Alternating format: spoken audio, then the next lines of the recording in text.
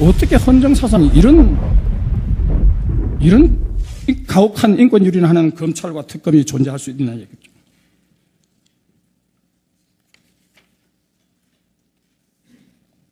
안종범은 이틀간에 걸쳐서 3번에 걸쳐서 조사를 받았습니다. 그러면서 이 안종범은 오른쪽 신장암 수술을 받았고 혈압과 당뇨가 있어가 건강이 나쁩니다. 이런 사람을 이틀간에 걸쳐서 3번의 조사를 받고 철야 잠을 안 재우는 가혹한 인권유린 조사를 했습니다. 그리고 이한선에 대해서는 14시간 철야 아침 8시가 지나도록 가혹한 조사를 했습니다. 그리고 박원호라든가 황성수라든가 박상진이라든가 이런 사람들은 검찰에 일찍이 도착하고 그래서 충분히 제 시간에 조사를 했으면 자정까지 이전에 조사를 끝내고 집에 돌려보낼 수도 있었는데 이 사람들을 다른 사람들은 바로 도착하자마자 조사를 받았는데 이런 사람들은 늦게 조사를 해가지고 기어이 철야 심야 조사를 강행을 했습니다.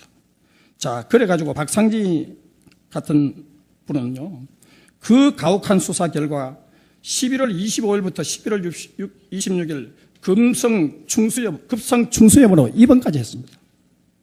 피도 눈물도 없습니다.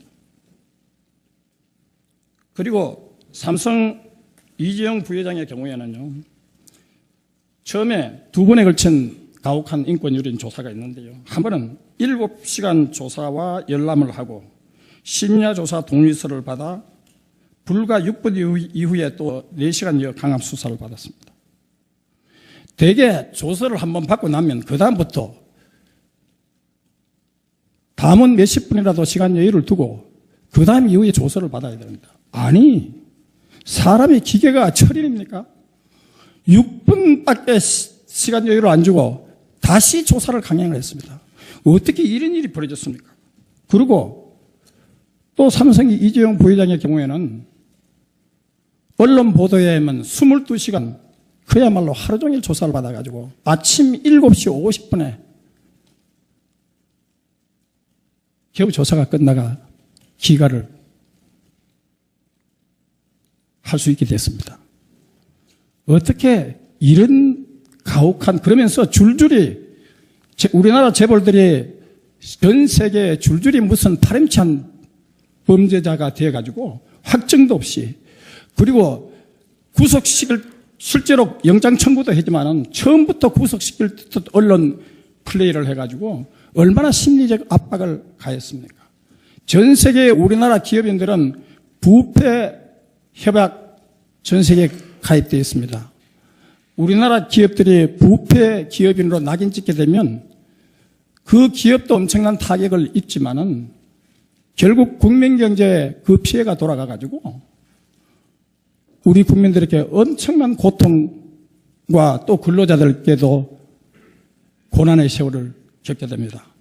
이런 가혹한 인권유린 조사를 견제할 힘도 바로 헌법재판관 여러분들에게, 님들께 달려 있습니다. 그리고 2번이나 후도암 레이저 절제술 시행을 받고 지속적인 관찰, 외래 통원 치료를 받아야 한다는 진단서를 제출했는데도 불구하고 심야조사 동의를 받아 심야조사 인권유린 가혹 수사를 했습니다. 아니, 이러다가 사람 죽으면 어떻게 합니까? 또 어떤 경우에는 호흡 곤란을 일으켜가지고 산소 마스크를 끼고 병원으로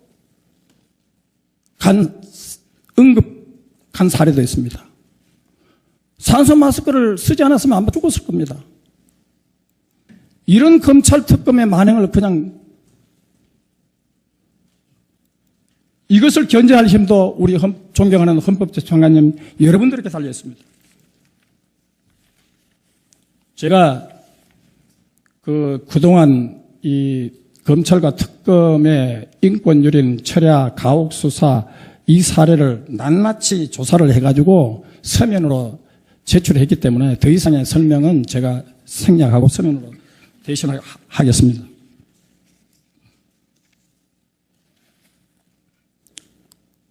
소추 안에 보면 촛불이 민심이다, 이렇게 누누이 강조하고 있습니다. 그런데 북한에서는 남조선 촛불 시위는 전인민항쟁이라고 계속 부추기고 있습니다. 1985년에 나온 북한의 간행물에 의하면 주체의 기치 따라 나아가는 남조선 인민들의 투쟁이라는 간행물이 있습니다. 여기서 그 사람들은 한국에서 벌어지고 있는 모든 반정부 투쟁을 주체의 기치 따라 나아가는 남조선 인민들의 투쟁이라고 이렇게 부추기고 있는 이 간행물들, 그들의 시각은 지금도 계속되고 있습니다. 물론 저는 촛불 집회에 참석한 분들이 다 종북이다, 이렇게는 그런 취지는 아닙니다. 그리고 우리나라 이것을 보도하고 있는 언론도 다 종북이라고 하는 취지는 아닙니다. 그러나 이 촛불 집회를 주최하는 세력은 민중총궐기 투쟁본부입니다. 그리고 민주노총이 그것을 주도하고 있습니다. 그런데 민중총궐기 투쟁본부에는 53개 단체, 그 이후에 단체가 계속 불어났습니다. 그런데 그 대표적인 주도하는 세력인 민주노총은 회원 수만 해도 무려 80만 명이 됩니다. 그래서 민중총궐기 투쟁본부 회원을 다 합하면 100만을 훨씬 넘습니다. 지난 촛불 집회에 사람들이 많이 모였다고 하지만은 과장된 숫자고, 그리고 그 숫자도 민중총궐기 투쟁본부가 총동원령을 내렸습니다. 그리고 그들이 1차 민중총궐기가 벌어졌을 때 이런 일이 벌어졌습니다. 북한에서 이렇게 선동했죠. 북한의 박근혜 정권이 이석기 사건을 조작해가지고 통전당을 강제 해산 악랄하게 시켰으니 민중총궐을 박근혜 정권 끝장내는 시발점을 하라고 이렇게 강력하게 선동했습니다. 그러자 그때 1차 민중총궐기에서 박근혜를 처형하라, 박근혜 정권 정치 탄압 희생양 이석기를 석방하라, 자, 이런 플래카드 현수막을 들고 거리 행진을 했습니다.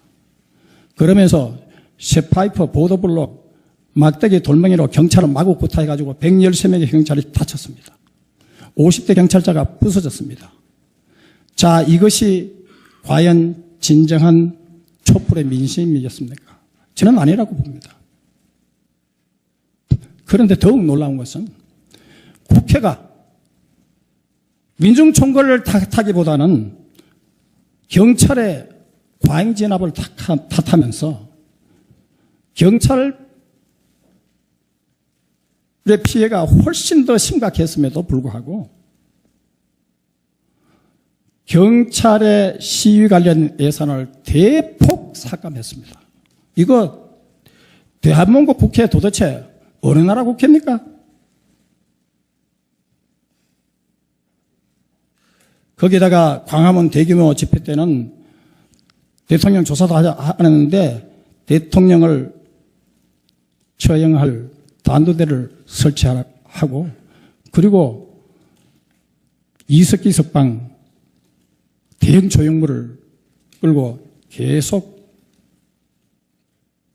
거리 행진을 했습니다. 그리고 한국의 대부분의 TV들은 대통령 하야라는 조형물만 비춰주고 이석기 석방을 이라는 이 대형 조형물은 보여주지 않아가지고 국민을 속이고 민심과 여론을 조작했습니다. 이것이 한국 언론입니다. 그래서 북한이 이렇게 했죠. 정의와 진리의 대변자, 최순실 사건과 박근혜 사건을 폭로한 남조선 언론은 진리와 정의의 대변자, 시대의 선각자, 정의로운 행동에 나섰다고 입에 침이 마르도록 극찬하였습니다. 아마 6.25 호국영령들이 통곡을 할 겁니다.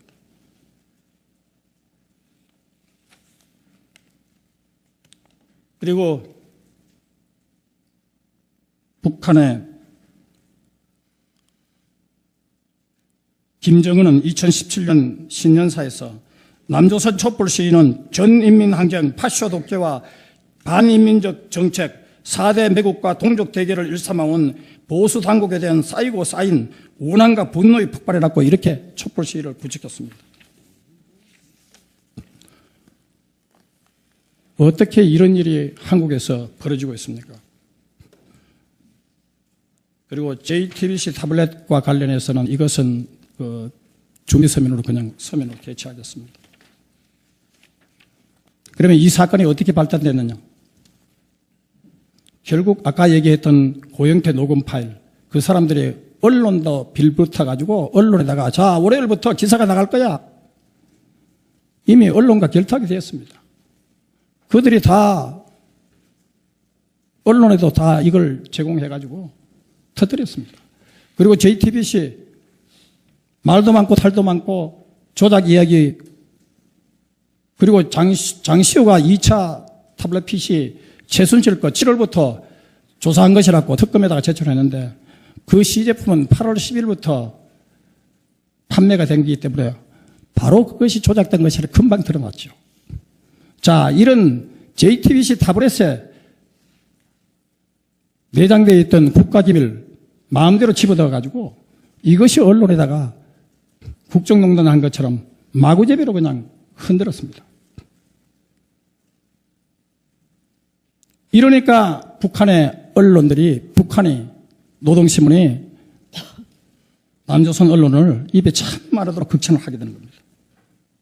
그리고 이 사건에는 민주노총이 조직적으로 개입됐다고 봐야 됩니다. 왜냐하면 촛불 집회를 주대한 세력이 바로 민주노총이고 또 이 민주노총의 사무실을 둔 투기자본감시센터가 고발장을 제출함으로써 수사가 시작됐기 때문입니다. 수사의 시작부터 민주노총이 곳곳에 도사를 받습니다. 그런데 이 민주노총은 탄핵에 적극 찬성하고 있는 박원순 서울시장이 예산을 35억이나 리모델링비로 주었습니다. 그래서 이 사건은 단순히 박근혜 대통령이 헌법과 법률에 위배됐다고 보는 이런 사건이 아니라 이적단체 범민련 남측본부와 통일의 그날까지 함께 투쟁하자고 선동했던 민주노총이 주도하는 대단히 불순하고 심지어 6.25 전범 김일성 주체사상을 따른 그 이석기, 그리고 대법원 판결에 의하면 북한이 전쟁을 일으키면 북한에 동조해가지고 통신유료, 가스, 철도, 기관시설을 파괴해가지고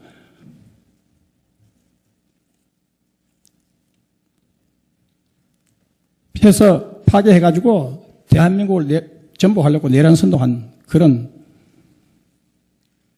이석기입니다. 자, 이런 이석기를 석방을 요구한 이런 촛불 집회, 그리고 이런 촛불 집회와 연결된 이런 고발, 민주노총의 고발장, 대통령에 대한 탄핵, 그리고 시위 관련 예산을 대폭 삭감하고, 그리고 이런 촛불 집회를 민심이라고 두둔하고 있는 국회의 탄핵은 사실상 대한민국에 대한 선전포고고 반란입니다. 이것을 멈추게 하고 제지할 수 있는 힘은 바로 헌법재판관 여러분입니다. 시간이 다 됐으니까 제가 마무리를 하도록 하겠습니다.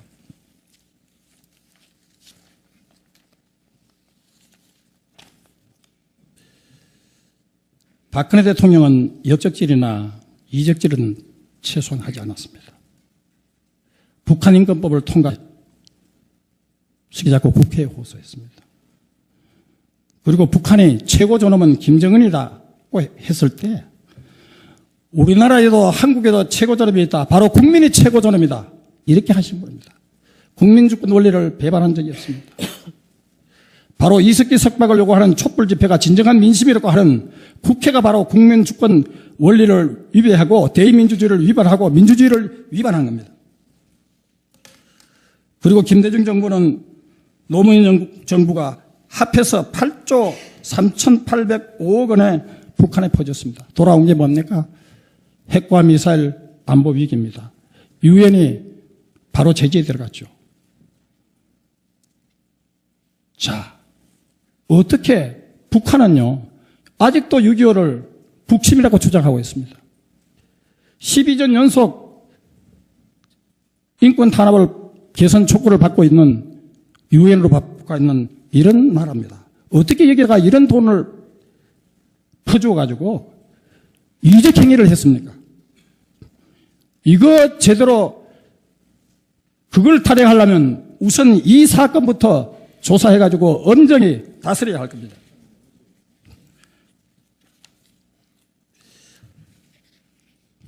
윌리엄 피터 패슨만은 이런 얘기를 했습니다. 탄핵에 반대하면서 미국에서 상원의원인데요. 민중은 감정과 편관으로 자격받게 되자 사나운 맹수와 다를 바 없었다. 나는 어떤 일이 있더라도 나 자신의 자존심과 깨끗함을 유지할 것이며 적어도 시간은 내 행동의 동기를 정당하게 평가해 줄 것이라고 이렇게 얘기하면서 탄핵에 반대했습니다. 이제 제 변론을 마무리하겠습니다. 저는 사실 저희들이 3월 9일 날 국회 소추위 측에서 탄핵을 이 사건 재판 선고할 것이라고 하고 그렇게 언론 인터뷰가 나가자 곧바로 탄핵 인용이 기정사실화돼 가지고 4월 대선 4월 대선으로 이렇게 쫙 보도가 됐습니다. 그리고 헌재에서도 3월 13일 내에 선고한다고 했기 때문에 그때 우리 대통령 변호인단이 국회와 헌재의 교감 의혹을 제기했던 겁니다. 그때도 저희들이 증거를 무더기로 증거 신청을 기각한다면 단서를 달아가지고 중대한 결심 표현을 빌은 겁니다. 어떻게 보면 대통령 변호인단으로서는 너무나 자위적인 그런 권리 행사라고 볼 수 있습니다. 실제로 헌법재판소의 권위를 심각하게 훼손한 언론 보도에 강력한 유감을 헌재 수장께서 표명했어야 됩니다. 그리고 그런 언론 보도에 혼란을 초래하게 한 국회 소추위에도 유감을 표명해야 되는데 언론은 그 헌재 소장님의 무례하다는 격렬한 저희들에 대한 비판 그걸로 인해 가지고 모든 언론들이 신문 사설이고 할 것 없이 TV에서 저희들은 인민재판을 받았습니다. 그러나 저희들은 마지막 순간까지 중대한 결심 카드를 꺼내지 않고 있었는 것은 그래도 헌법재판소의 권위를 존중하기 때문에 헌법재판소가 반드시 법과 양심에 따라서 재판해 주실 분들이라고 생각하기 때문에 그리고 헌법재판소는 통진당 해산 결정을 내린 그래서 국민에게 민주주의와 헌법적 가치를 확인시켜줘서 국민에게 희망을 주신 헌재 재판관님들이기 때문에 저희들은 그래도 헌법재판소의 법과 양심을 믿기로 했습니다. 아무쪼록 오늘 이 탄핵 재판이 지금 브레이크 없이 마음대로 달리고 있는 국회 그리고 대한민국에 적대하고 북한에 동조하는 촛불 세력이 민심이라고 주장하고 있고 심지어는 황교안 총리 자기들이 법을 중대하게 위반해가지고 특검법을 만들어 놓고 그 특검 연장을 거부한다고 했어. 그리고 특검이 온갖 가혹한 인권 유린 조사와 검찰하고 있는 것 있음에도 불구하고 남의 눈에 티끌은 보면서 제 눈에 개들보를 보지 못하고 있습니다. 이런 무소불리의 권력을 행사하고 있는 국회와 검찰 그리고 북한 노동신문의 극찬을 받고 있는 이 언론, 여기에 견제를 할 수 있는 가장 헌법적인 국민의 마지막 최후의 보루인 헌법재판관 여러분들에게 저는 정말 법과 양심에 따라서 국민에게 희망을 주는 소중한 판결을 내려주실 것을 간절히 바라면서 제 변론을 이상 마치겠습니다. 감사합니다. 네, 수고하셨습니다. 저는 오늘도 절차 문제를 말씀드리려고 하는데요. 전에 기일에 절차에 대해서 심리하시겠다고 하신 것을 매우 다행스럽게 생각합니다마는 제가 보기에는 이 문제가 상당히 간단치 않은데 오늘의 변론을 들으시고 판단하는 방법으로 심리를 하신다고 해서 저는 그 점에 대해서 매우 걱정이 많습니다. 그래서 제 나름으로는 몇 가지 드려야 된다고 생각되는 말씀이 있어서 굳이 이렇게 나왔습니다.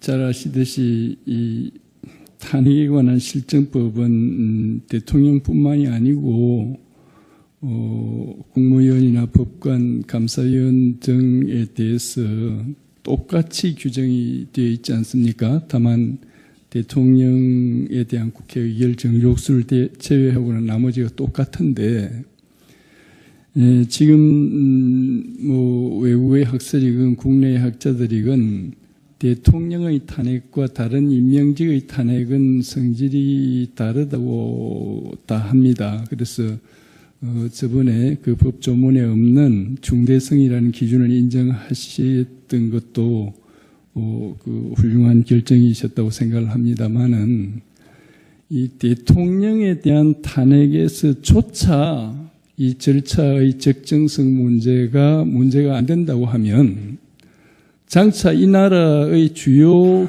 공직자들은 말하자면 국회 의결 정족수를 가진 정파가 나오면 아무도 무슨 소신 발언을 할 수 없는 상황이 될 겁니다. 다 직무가 의결만으로 정지되는데 그러면 결국 일종의 국회의 국정농단 사태를 결국 야기하게 되실 건데 이 문제를 가벼이 보시고 그냥 넘어가시려고 하는 것은 저는 50년 가량을 법률을 공부하고 연구하고 또 실무에도 종사해 온 사람으로서 도저히 이것을 간과하기 없기 때문에 변호인을 자청을 한 겁니다. 그래서 이 문제는 이번에 반드시 기준을 제시해 주셔야 된다고 저는 봅니다. 이 사태가 난 것이 전에 재판에서 이 절차 문제는 국회의 자율권의 문제라고 헌재가 결정한 데에 중대한 원인이 있고 또 대단히 죄송합니다마는 저희들이 참여하기 전기일까지 이 절차 문제는 거론하지 않는 것으로 함으로써 제가 보기에는 이 국회가 해놓은 이 절차는 전 세계 누가 봐도 이 말도 안 되는 절차인데 이 절차를 법적으로 거론할 필요도 없이 정당한 것이라고 간주해온 재판관님들께도 책임이 지금 많이 있으신 겁니다. 저희들이 무엇 때문에 재판관님들한테 대들겠습니까? 그런 상황이 되어 있기 때문에 이것을 바로잡을 수 있도록 심리를 해 주십사고 요청하기 위해서 그렇게 강한 말씀을 드린 것이지 저희들이 재판관님들한테 잘못 보여서 무슨 이득이 있겠습니까? 그래서 제가 이 문제에 대해서 몇 가지는 꼭 말씀을 드려야 되겠는데요. 우선 그 세계의 다른 나라도 이 탄핵이라는 것은 매우 비상한 절차이기 때문에 탄핵에 관해서 상세한 무슨 입법을 하고 이런 나라는 없습니다. 그것이 말하면 법의 그 양식에 의해서 운영이 되어야 되는 것인데 우리나라의 지금 탄핵 절차에 실질적으로 관계 있는 실무 규정은 국회법 중에 있는데 국회의원분들께서 탄핵의 대상이 안 되기 때문에 그랬는지 모르지만은 이 국회법의 지금 조항은 이것은 세계 각국의 기준에서 볼 때는 이게 말이 안 되는 조항입니다. 법사위원회가 조사를 해도 안 해도 괜찮고 증거를 붙여도 되고 안 붙여도 되고 그냥 그 마음대로 의결을 해도 되고 그렇게 해도 된다고 저번에 또 헌법재판소 그렇게 결정을 하셨어요. 그래서 이 문제를 어떻게 그대로 이번에도 그대로 넘어가게 되면 지금 뭐 황 총재가 얼마나 올바른 사람인지 그렇지 못한 사람인지 저는 모릅니다만은 지금 황 총리부터 시작이 되는 모양인데 아마 이 헌법재판관님들 중에서 자기들 마음에 안 드는 의견을 내는 분이 계시면 이 재판관님들도 그 사정권 밖에 있다고 말할 수도 없을 겁니다. 지금 누구라도 붙들고 시비를 할 텐데 이것은 국정 파탄이지 그것이 어떻게 헌정수호입니까? 그러니까 이 문제가 반드시 이번 재판에서는 기준이 제시되어야 된다는 입장에서 제가 뭐 조금 구체적인 말씀을 올리려고 하는 겁니다. 시간은 최대한 절약하겠습니다. 문면은 거의 다 생략하겠습니다. 네. 이번 경우에 제가 지적할 중대한 문제는 조사도 안 했고 제출된 증거가 그 보시는 바와 같이 공소장 2개하고 신문기사 무슨 12개인가 뭐죠 15개인가 하고 신문인지 뭐 언론 기사라고 하면 되어 있으니 무슨 기사인지는 모르겠습니다만은 판례 2개하고 이것이 증거로 지금 제출되어 있습니다. 그런데 기사나 공소장이 증거가 아니라는 것은 이건 공개의 사실 아닙니까? 국회의 경우에는 국회의원들이 징역 몇 년씩의 실형의 판결을 선고받고도 무죄 추정이라고 하면서 그 판결이 확정될 때까지는 징계 대상도 안 된다고 해옵니다. 그런데 판결은커녕 지금 공소가 제기된 상태로 그것이 어떻게 증거가 됩니까? 검찰의 의사표시문서에 불과한데 이와 같이 증거가 전혀 없는 겁니다. 그 다음에 그 정도면 또 뭐 모르겠는데요. 11월 달에 국정조사 결의도 했고 특검 결의도 하지 않았습니까? 그 특검 결의의 법안이 말입니다. 의혹 진상조사라고 되어 있습니다. 그 특검은 지금 아직 그 활동이 끝나지 않았고 진상조사 보고서는 1월 20일에 제출이 되었는데 그러면 이것을 의결할 당시에 국회의 공식적 그 인식에 의하면 이 사태는 의혹으로서 예산과 인력을 들여서 진상을 조사해야 된다는 것이 국회의 객관적 판단 아닙니까? 자기들 스스로 이것에 대해서 전혀 그 입증된 것이 없다는 것을 객관화해 놓은 상태입니다. 이런 상태에서 탄핵의 의결을 한다는 것은 이것은 그냥 뭐 법이고 뭐고 없이 내 기분 나쁘면 탄핵한다. 직무 정지시켜 놓고 그 다음에 되거나 말거나 아니면 그뿐이고 뭐 이런 태도인데 이것은 도대체 헌법재판 앞에 올 수도 없는 이 행패 아닙니까? 헌법에 대한 행패라고 저는 봅니다.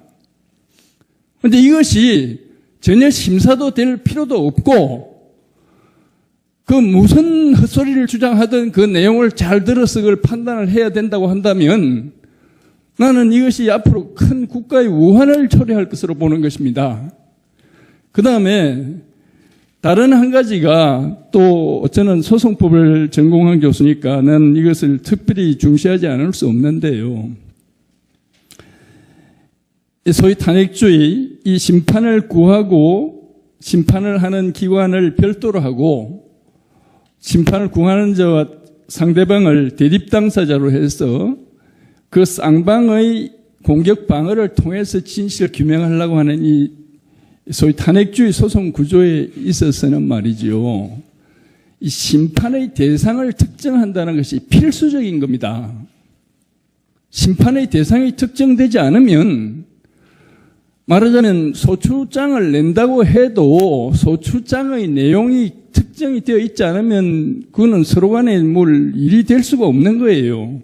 거기다가 방어하는 사람으로서는 뭘 공격하는지도 모르니 예컨대 국정을 농단했다고 하는데 국정을 농단 안 했다고 무슨 방법으로 증명을 합니까? 그러니까 말하자면 탄핵주의 이 소송 구조에 있어서 심판의 대상을 특정한다는 것은 이것은 말하자면 법의 그 근본 원리에 속한 겁니다. 그런데 이 사건은 어떤가 하면 말이죠. 재판관님들께서 이미 재판 과정에서 애로를 겪었을 것으로 해서 제가 세세한 말씀을 안 올리겠습니다만은 대부분의 경우에 문제로 되는 행위의 내용이 없습니다. 헌법을 위반했고 법률을 위반했고 탄핵돼야 될 나쁜 사람이고 이렇게만 써져 있고 심하게 말했으면 욕설만 써놓은 거예요. 내가 보기에 이 사람 아주 나쁜 사람이니 파면시켜 주시오. 이렇게 써놓은 것이지. 예컨대 무슨 검사가 공소를 제기하면서 이 사람은 폐륜하고 무슨 인격이 아주 나쁜 사람이니까 이걸 엄벌해 주시오. 이렇게 공소를 제기한다면 누가 그걸 공소라고 보겠습니까? 근데 지금 이 탄핵 소추문은 그 진상은 그와 같습니다. 아까 재판관님 일부께서 인용을 하셨으니까 제가 거듭 말씀을 안 올리겠습니다만은 그 일의 가호 사건 안에는 적시된 그 행위가 일시장소와 행위 태양을 지적해서 적시한 행위가 하나도 없습니다. 예컨대 여러 재벌로부터 많은 돈을 걷어서 행패를 하고 이런 식으로 써져 있는 겁니다. 그러니까 누가 언제 어디서 어떤 돈을 어떻게 받았는지 아무 기재가 없습니다.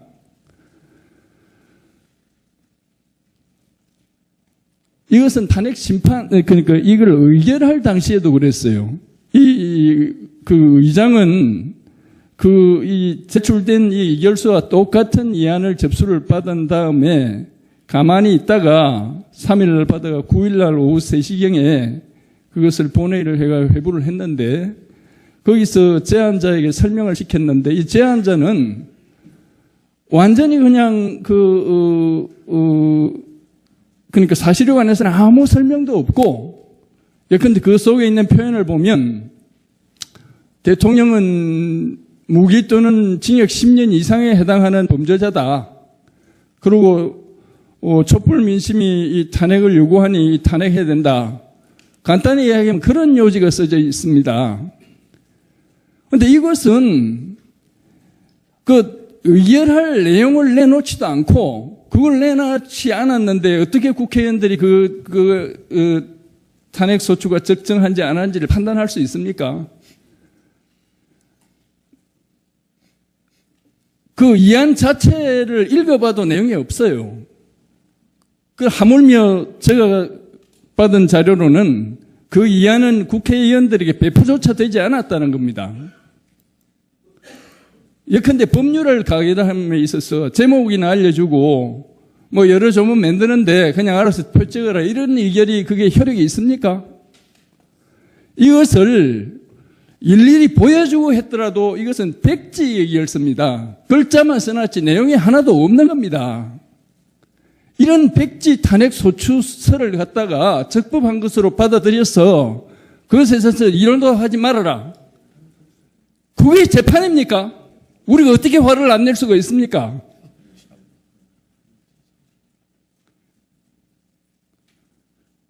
여기는 법률적으로 구체적으로 말씀을 올리면 탄핵 심판인의 대상이 되는 요건 사실에 대한 특정도 없고 그 요건 사실을 심리하기 위한 기초 사실에 관한 기재도 없습니다.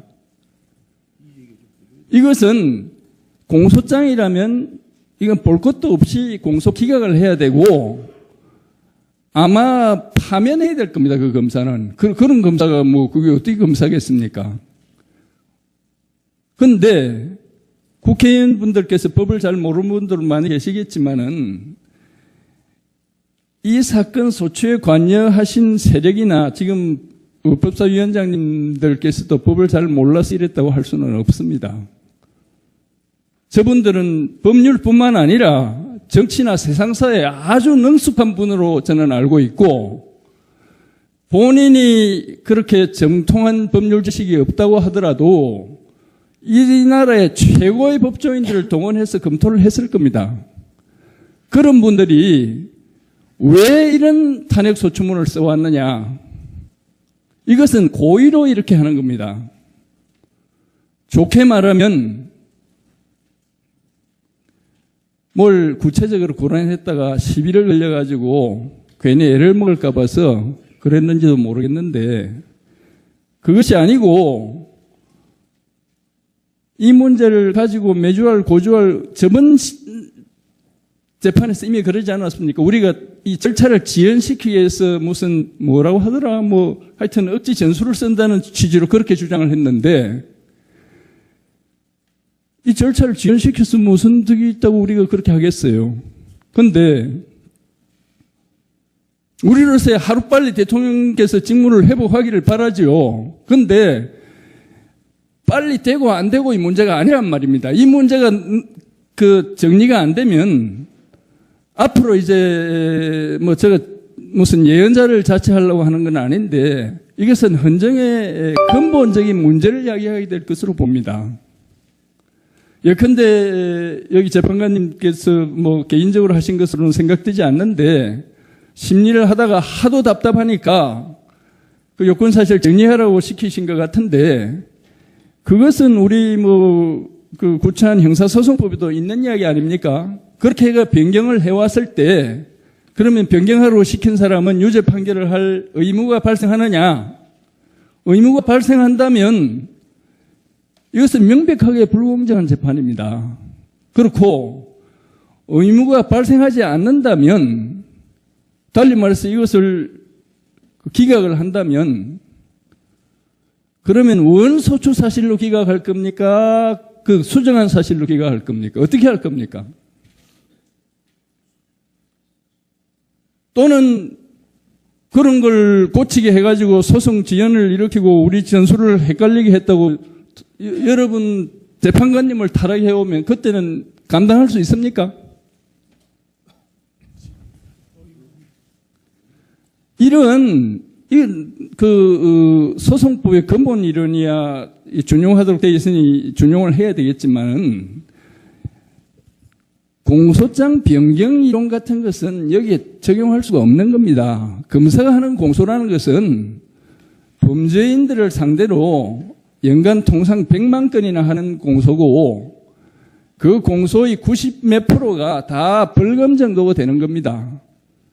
그런데 이것은 검사가 범죄인을 상대로 하는 게 아니고 국회가 가중다수의 의결을 통해서 대통령을 파면을 요구하는 조치입니다. 파면 이외에 아무런 다른 것도 안 되고 오직 파면만을 요구하는 이러한 조치인데 이런 데다가 어떻게 공소장 변경에 관한 그런 사소한 규정들을 운용할 수가 있습니까?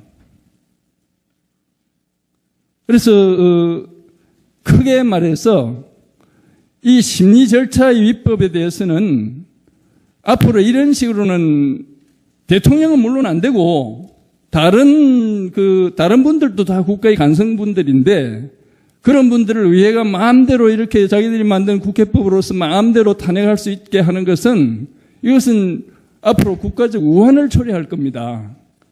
그렇기 때문에 그런 절차는 안 된다. 적어도 탄핵을 하려면 심판의 대상을 명기하고 구체적 사실을 다 특정할 수 없으면 예시라도 해야 되지. 그 적시한 사실이 하나도 없는 상태로 하는 탄핵소추문은 이것은 명백한 무의미한 탄핵소추문을 백지를 제출한 겁니다. 실질적으로는. 그런 탄핵은 안 된다고 단호히 각하를 하셔야 그 잘못된 버릇을 고치지. 저 사람들이 모르고 하는 게 아니잖아요. 고의로 지금 이 나라를 뒤흔들기 위해서 이런 짓을 하는데 이 점을 반드시 좀 바로잡아 주십사라고 말씀드리기 위해서 제가 많은 시간을 신청했습니다. 앞에서 많은 분들이 발언하셨기 때문에 이 정도로 그치겠습니다. 감사합니다. 네, 수고하셨습니다.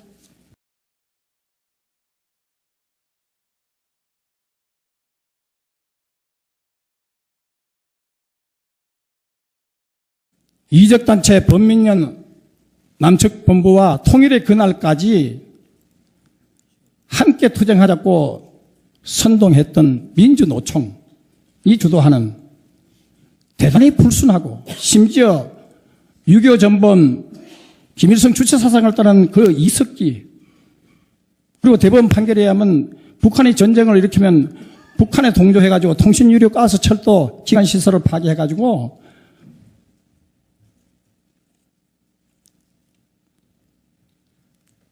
해서 파괴해가지고 대한민국을 전복하려고 내란선동한 그런 이석기입니다.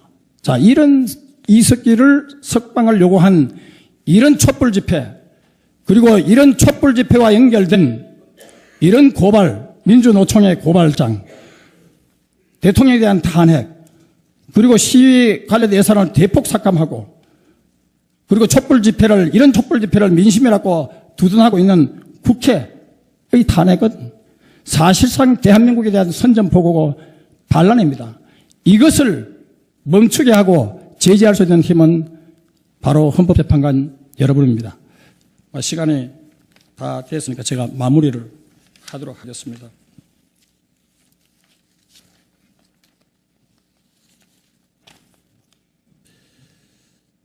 박근혜 대통령은 역적질이나 이적질은 최소한 하지 않았습니다. 북한인권법을 통과시키 자꾸 국회에 호소했습니다. 그리고 북한이 최고 존엄은 김정은이라고 했을 때 우리나라에도 한국에도 최고 존엄이 있다. 바로 국민이 최고 존엄이다. 이렇게 하신 분입니다. 국민주권 원리를 배반한 적이 없습니다. 바로 이석기 석방을 요구하는 촛불 집회가 진정한 민심이라고 하는 국회가 바로 국민주권 원리를 위배하고 대의민주주의를 위반하고 민주주의를 위반한 겁니다. 그리고 김대중 정부는 노무현 정부가 합해서 8조 3,805억 원에 북한에 퍼졌습니다. 돌아온 게 뭡니까? 핵과 미사일 안보 위기입니다. 유엔이 바로 제재에 들어갔죠.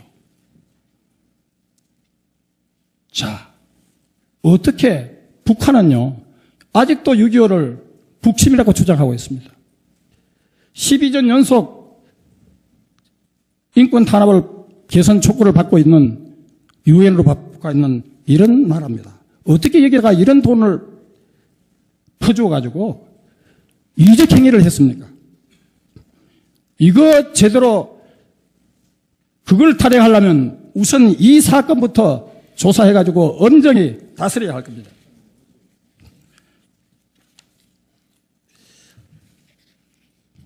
윌리엄 피터 패슨만은 이런 얘기를 했습니다.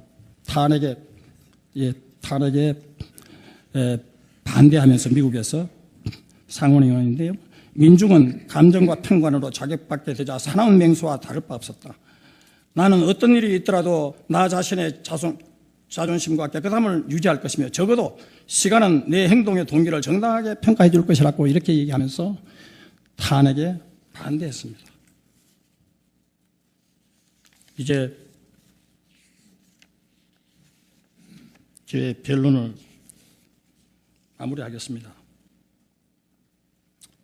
저는 사실 저희들이 3월 9일 날 국회 소추위 측에서 탄핵을 이 사건 재판 선고할 것이라고 하고 그렇게 언론 인터뷰가 나가자 곧바로 탄핵 인용이 기정사실화돼 가지고 4월 대선, 4월 대선으로 이렇게 쫙 보도가 됐습니다. 그리고 헌재에서도 3월 13일 내에 선고한다고 했기 때문에 그때 우리 대통령 변호인단이 국회와 헌재의 교감 의혹을 제기했던 겁니다. 그때도 저희들이 증거를 무더기로 증거 신청을 기각한다면 단서를 달아가지고 중대한 결심 표현을 빌은 겁니다. 어떻게 보면 대통령 변호인단으로서는 너무나 자의적인 그런 권리 행사라고 볼 수 있습니다. 실제로 헌법재판소의 권위를 심각하게 훼손한 언론 보도에 강력한 유감을 헌재 수장께서 표명했어야 됩니다. 그리고 그런 언론 보도에 혼란을 초래하게 한 국회 소추위에도 유감을 표명해야 되는데 언론은 그 헌재 소장님의 무례하다는 격렬한 저희들에 대한 비판, 그걸로 인해 가지고 모든 언론들이 신문 사설이고 할 것 없이 TV에서 저희들은 인민재판을 받았습니다.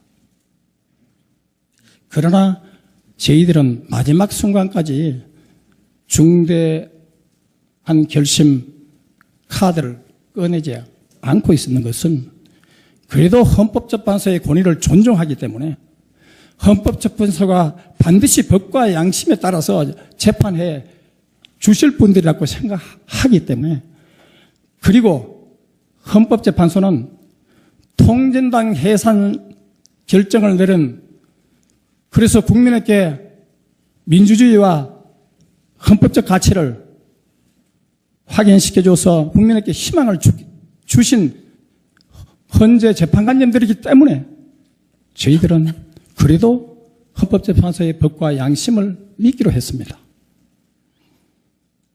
아무쪼록 오늘 이 탄핵 재판이 지금 브레이크 없이 마음대로 달리고 있는 국회, 그리고 대한민국에 적대하고 북한에 동조하는 촛불 세력이 민심이라고 주장하고 있고, 심지어는 황교안 총리 자기들이, 그리고 민주노총이 그것을 주도하고 있습니다. 그런데 민중총궐기 투쟁본부에는 53개 단체, 그 이후에 단체가 계속 불어났습니다. 그런데 그 대표적인 주도하는 세력인 민주노총은 회원 수만 해도 무려 80만 명이 됩니다. 그래서 민중총궐기 투쟁본부 회원을 다 합하면 100만을 훨씬 넘습니다.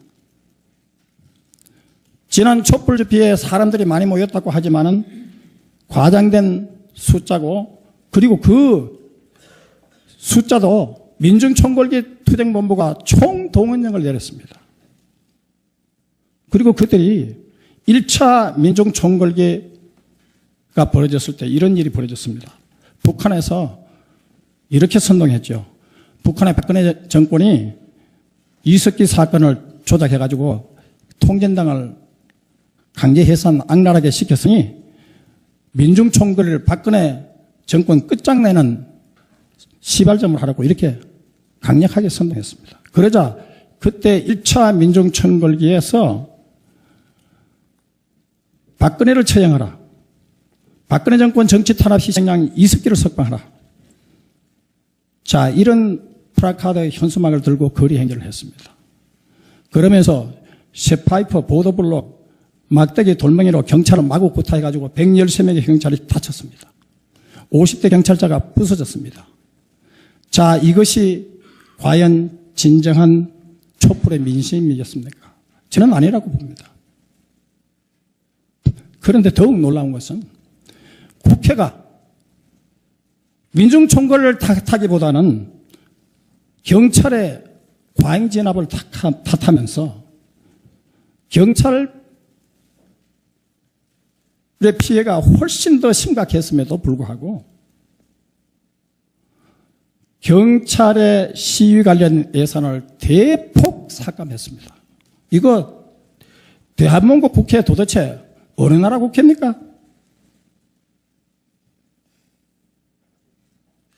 거기다가 광화문 대규모 집회 때는 대통령 조사도 하는데 대통령을 처형할 단두대를 설치하고, 그리고 이석기 석방 대형 조형물을 끌고 계속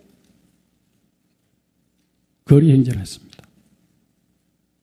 그리고 한국의 대부분의 TV들은 대통령 하야라는 조형물만 비춰주고 이석기 석방을이라는 이 대형 조형물은 보여주지 않아가지고 국민을 속이고 민심과 여론을 조작했습니다.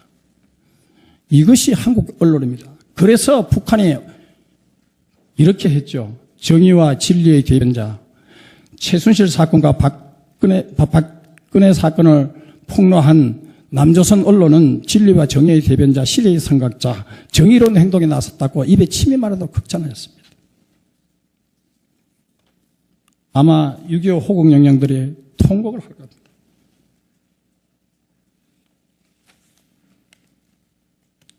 그리고 북한의 김정은은 2017년 신년사에서 남조선 촛불 시위는 전인민항쟁, 파쇼 독재와 반인민적 정책, 4대 매국과 동족 대결을 일삼아온 보수 당국에 대한 쌓이고 쌓인 원한과 분노의 폭발이라고 이렇게 촛불 시위를 부추겼습니다.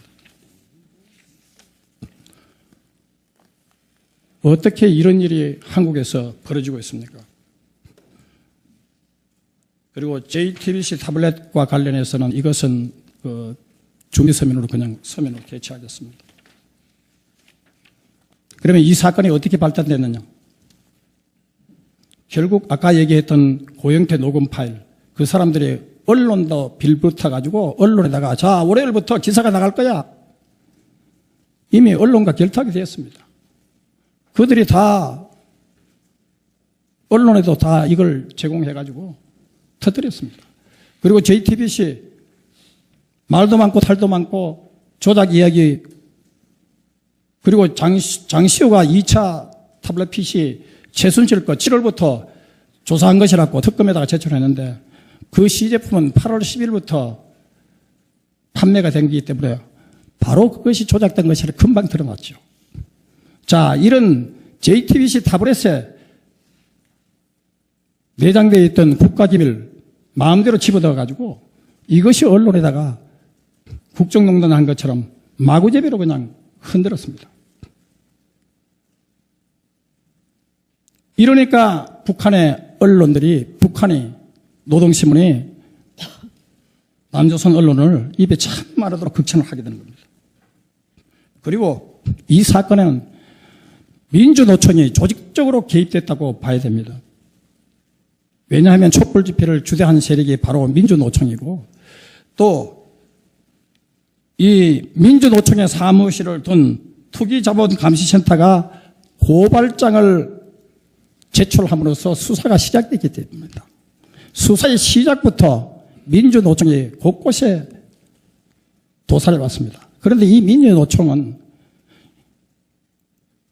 탄핵에 적극 찬성하고 있는 박원순 서울시장이 예산을 35억이나 리모델링비로 주었습니다. 그래서 이 사건은 단순히 박근혜 대통령이 헌법과 법률에 위배됐다고 보는 이런 사건이 아니라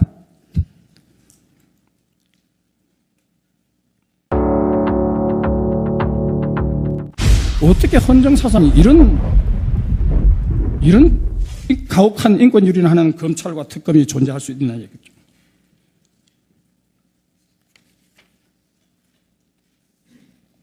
안종범은 이틀간에 걸쳐서 3번에 걸쳐서 조사를 받았습니다. 그러면서 이 안종범은 오른쪽 신장암 수술을 받았고 혈압과 당뇨가 있어가 건강이 나쁩니다. 이런 사람을 이틀간에 걸쳐서 3번의 조사를 받고 철야 잠을 안 재우는 가혹한 인권유린 조사를 했습니다. 그리고 이한선에 대해서는 14시간 철야 아침 8시가 지나도록 가혹한 조사를 했습니다. 그리고 박원호라든가 황성수라든가 박상진이라든가 이런 사람들은 검찰에 일찍이 도착하고 그래서 충분히 제 시간에 조사를 했으면 자정까지 이전에 조사를 끝내고 집에 돌려보낼 수도 있는데 이 사람들을 다른 사람들은 바로 도착하자마자 조사를 받았는데 이런 사람들은 늦게 조사를 해가지고 기어이 철야 심야 조사를 강행을 했습니다. 자, 그래가지고 박상지 같은 분은요, 그 가혹한 수사 결과 11월 25일부터 11월 26일 급성 충수염으로 입원까지 했습니다. 피도 눈물도 없습니다.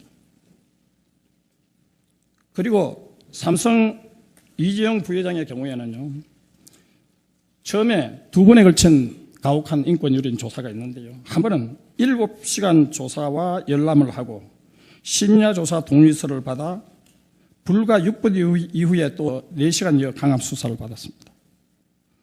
대개 조서를 한번 받고 나면 그 다음부터 담은 몇십 분이라도 시간 여유를 두고 그 다음 이후에 조서를 받아야 됩니다. 아니, 사람의 기계가 철인입니까? 6분밖에 시간 여유를 안 주고 다시 조사를 강행을 했습니다. 어떻게 이런 일이 벌어졌습니까? 그리고 또 삼성이 이재용 부회장의 경우에는 언론 보도에 의하면 22시간 그야말로 하루 종일 조사를 받아가지고 아침 7시 50분에 겨우 조사가 끝나가 기가를 할 수 있게 됐습니다.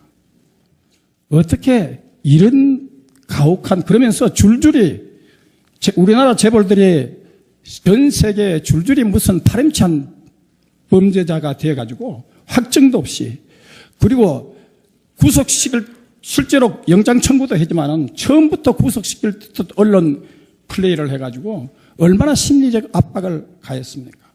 전 세계 우리나라 기업인들은 부패 협약 전 세계에 가입되어 있습니다.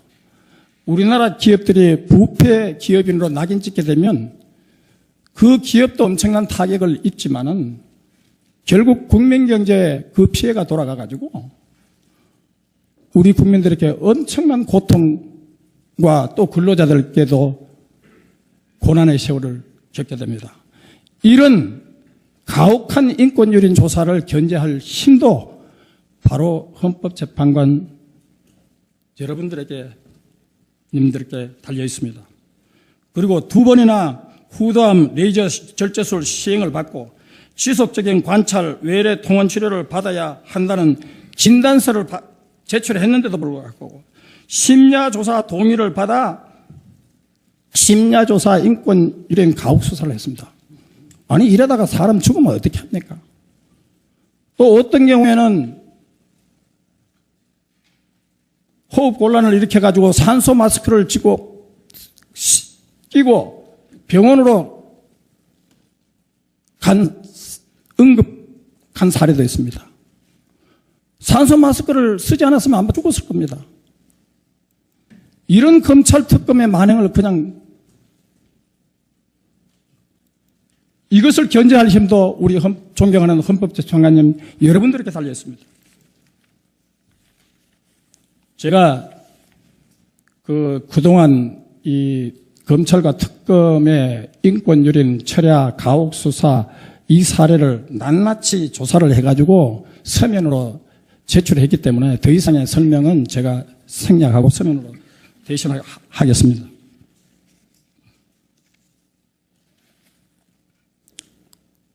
소추 안에 보면 촛불이 민심이다, 이렇게 누누이 강조하고 있습니다. 그런데 북한에서는 남조선 촛불 시위는 전인민항쟁이라고 계속 부추기고 있습니다. 1985년에 나온 북한의 간행물에 의하면 주체의 기치 따라 나아가는 남조선 인민들의 투쟁이라는 간행물이 있습니다. 여기서 그 사람들은 한국에서 벌어지고 있는 모든 반정부 투쟁을 주체의 기치 따라 나아가는 남조선 인민들의 투쟁이라고 이렇게 부추기고 있는 이 간행물들, 그들의 시각은 지금도 계속되고 있습니다. 물론 저는 촛불 집회에 참석한 분들이 다 종북이다, 이렇게는 그런 취지는 아닙니다. 그리고 우리나라 이것을 보도하고 있는 언론도 다 종북이라고 하는 취지는 아닙니다. 그러나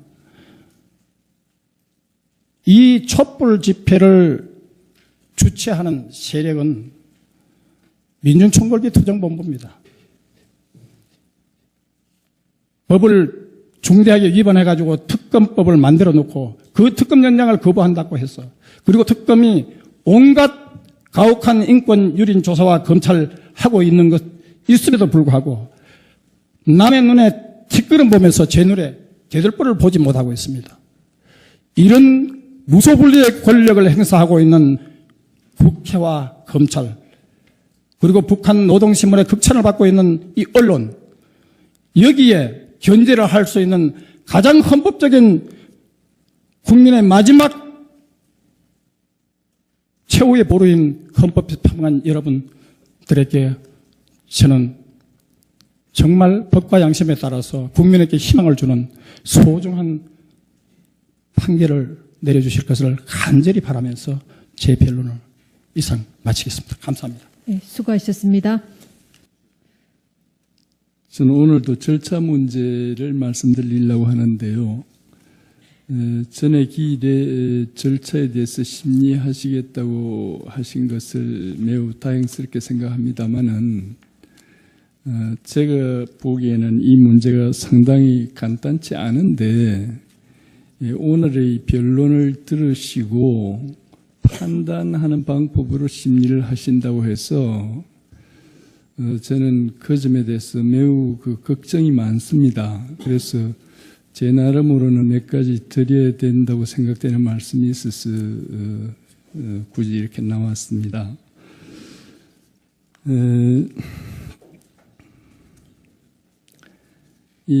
잘 아시듯이 이 탄핵에 관한 실정법은 대통령뿐만이 아니고 국무위원이나 법관, 감사위원 등에 대해서 똑같이 규정이 되어 있지 않습니까? 다만 대통령에 대한 국회 의결 정족수를 제외하고는 나머지가 똑같은데 지금 외국의 학설이건 국내의 학자들이건 대통령의 탄핵과 다른 임명직의 탄핵은 성질이 다르다고 다 합니다. 그래서 저번에 그 법조문에 없는 중대성이라는 기준을 인정하셨던 것도 훌륭한 결정이셨다고 생각을 합니다만은 이 대통령에 대한 탄핵에서조차 이 절차의 적정성 문제가 안 된다고 하면 장차 이 나라의 주요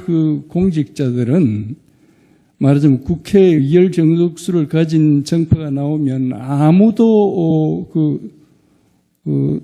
무슨 소신 발언을 할 수 없는 상황이 될 겁니다.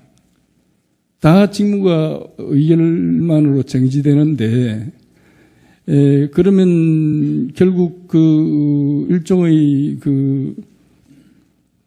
국회의 국정농단 사태를 결국 야기하게 되실 건데 이 문제를 가벼이 보시고 그냥 넘어가시려고 하는 것은 저는 50년 가량을 법률을 공부하고 연구하고 또 실무에도 종사해 온 사람으로서 도저히 이것을 간과하기 없기 때문에 변호인을 자청을 한 겁니다. 그래서 이 문제는 이번에 반드시 기준을 제시해 주셔야 된다고 저는 봅니다.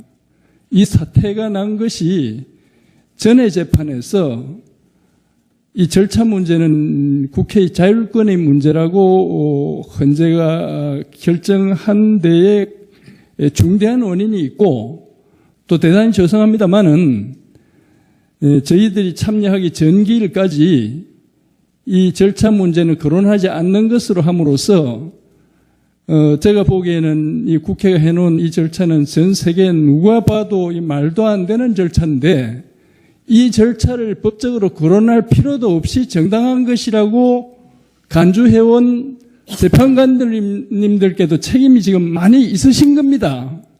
저희들이 무엇 때문에 재판관님들한테 대들겠습니까? 그런 상황이 되어 있기 때문에 이것을 바로잡을 수 있도록 심리를 해 주십사고 요청하기 위해서 그렇게 강한 말씀을 드린 것이지 저희들이 재판관님들한테 잘못 보여서 무슨 이득이 있겠습니까? 그래서 제가 이 문제에 대해서 몇 가지는 꼭 말씀을 드려야 되겠는데요. 우선 그 세계 다른 나라도 이 탄핵이라는 것은 매우 비상한 절차이기 때문에 탄핵에 관해서 상세한 무슨 입법을 하고 이런 나라는 없습니다. 그것이 말하면 법의 그 양식에 의해서 운영이 되어야 되는 것인데 우리나라의 지금 탄핵 절차에 실질적으로 관계 있는 실무 규정은 국회법 중에 있는데 국회의원분들께서 탄핵의 대상이 안 되기 때문에 그랬는지 모르지만은 이 국회법의 지금 조항은 이것은 세계 각국의 기준에서 볼 때는 이게 말이 안 되는 조항입니다. 법사위원회가 조사를 해도 안 해도 괜찮고, 증거를 붙여도 되고, 안 붙여도 되고, 그냥 마음대로 의결을 해도 되고, 그렇게 해도 된다고 저번에 또 헌법재판소가 그렇게 결정을 하셨어요. 그래서 이 문제를 어떻게 그대로, 이번에도 그대로 넘어가게 되면, 지금 황 총재가 얼마나 올바른 사람인지 그렇지 못한 사람인지 저는 모릅니다만은, 지금 황 총리부터 시작이 되는 모양인데, 아마 이 헌법재판관님들 중에서 자기들 마음에 안 드는 의견을 내는 분이 계시면 이 재판관님들도 그 사정권 밖에 있다고 말할 수도 없을 겁니다. 지금 누구라도 붙들고 시비를 할 텐데 이것은 국정 파탄이지 그것이 어떻게 헌정수호입니까?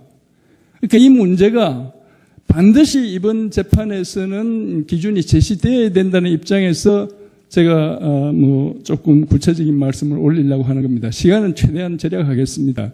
문면은 거의 다 생략하겠습니다. 네. 이번 경우에 제가 지적할 중대한 문제는 조사도 안 했고 제출된 증거가 보시는 바와 같이 공소장 2개하고 신문기사 무슨 12개인가 15개인가 하고, 신문인지 언론 기사라고 하면 되어 있으니 무슨 기사인지 저는 모르겠습니다만은, 판례 2개 하고 이것이 증거로 지금 제출되어 있습니다. 그런데 기사나 공소장이 증거가 아니라는 것은 이건 공개의 사실 아닙니까? 국회의 경우에는 국회의원들이 징역 몇 년씩의 실형의 판결을 선고받고도 무죄 추정이라고 하면서 그 판결이 확정될 때까지는 징계 대상도 안 된다고 해옵니다. 그런데 판결은커녕 지금 공소가 제기된 상태로 그것이 어떻게 증거가 됩니까? 검찰의 의사표시문서에 불과한데 이와 같이 증거가 전혀 없는 겁니다. 그 다음에 그 정도면 또 모르겠는데요. 11월 달에 국정조사 결의도 했고 특검 결의도 하지 않았습니까? 그 특검 결의의 법안이 말입니다. 의혹 진상조사라고 되어 있습니다. 그 특검은 지금 아직 활동이 끝나지 않았고 진상조사 보고서는 1월 20일에 제출이 되었는데 그러면 이것을 의결할 당시에 국회의 공식적 인식에 의하면 이 사태는 의혹으로서 예산과 인력을 들여서 진상을 조사해야 된다는 것이 국회의 객관적 판단 아닙니까? 자기들 스스로 이것에 대해서 전혀 입증된 것이 없다는 것을 객관화해 놓은 상태입니다. 이런 상태에서 탄핵의 의결을 한다는 것은 이것은 그냥 법이고 뭐고 없이 내 기분 나쁘면 탄핵한다. 직무 정지시켜 놓고 그 다음에 되거나 말거나 아니면 그뿐이고 이런 태도인데 이것은 도대체 헌법재판 앞에 올 수도 없는 이 행패 아닙니까? 헌법에 대한 행패라고 저는 봅니다. 그런데 이것이 전혀 심사도 될 필요도 없고 무슨 헛소리를 주장하든 그 내용을 잘 들어서 그걸 판단을 해야 된다고 한다면 나는 이것이 앞으로 큰 국가의 우환을 초래할 것으로 보는 것입니다. 그 다음에 다른 한 가지가 또 저는 소송법을 전공한 교수니까 나는 이것을 특별히 중시하지 않을 수 없는데요. 소위 탄핵주의, 이 심판을 구하고 심판을 하는 기관을 별도로 하고 심판을 구하는 자와 상대방을 대립당사자로 해서 그 쌍방의 공격 방어를 통해서 진실을 규명하려고 하는 이 소위 탄핵주의 소송 구조에 있어서는 말이죠. 이 심판의 대상을 특정한다는 것이 필수적인 겁니다. 심판의 대상이 특정되지 않으면 말하자면 소추장을 낸다고 해도 소추장의 내용이 특정이 되어 있지 않으면 그거는 서로 간에 일이 될 수가 없는 거예요. 거기다가 방어하는 사람으로서는 뭘 공격하는지도 모르니 예컨대 국정을 농단했다고 하는데 국정을 농단 안 했다고 무슨 방법으로 증명을 합니까? 그러니까 말하자면 탄핵주의 이 소송 구조에 있어서 심판의 대상을 특정한다는 것은 이것은 말하자면 법의 그 근본 원리에 속한 겁니다. 그런데 이 사건은 어떤가 하면 말이죠. 재판관님들께서 이미 재판 과정에서 애로를 겪었을 것으로 해서 제가 세세한 말씀을 안 올리겠습니다만은 대부분의 경우에 문제로 되는 행위의 내용이 없습니다. 헌법을 위반했고 법률을 위반했고 탄핵돼야 될 나쁜 사람이고 이렇게만 써져 있고 이 심하게 말했으면 욕설만 써놓은 거예요. 내가 보기에 이 사람 아주 나쁜 사람이니 파면시켜 주시오. 이렇게 써놓은 것이지. 예컨대 무슨 그 검사가 공소를 제기하면서 이 사람은 폐륜하고 무슨 인격이 아주 나쁜 사람이니까 이걸 엄벌해 주시오. 이렇게 공소를 제기한다면 누가 그걸 공소라고 보겠습니까? 근데 지금 이 탄핵 소추문은 그 진상은 그와 같습니다. 아까 재판관님 일부께서 인용을 하셨으니까 제가 거듭 말씀은 안 올리겠습니다만은 그 일의 가호 사건 안에는 적시된 그 행위가 일시장소와 행위 태양을 지적해서 적시한 행위가 하나도 없습니다. 예컨대 여러 재벌로부터 많은 돈을 걷어서 행패를 하고 이런 식으로 써져 있는 겁니다. 그러니까 누가 언제 어디서 어떤 돈을 어떻게 받았는지 아무 기재가 없습니다.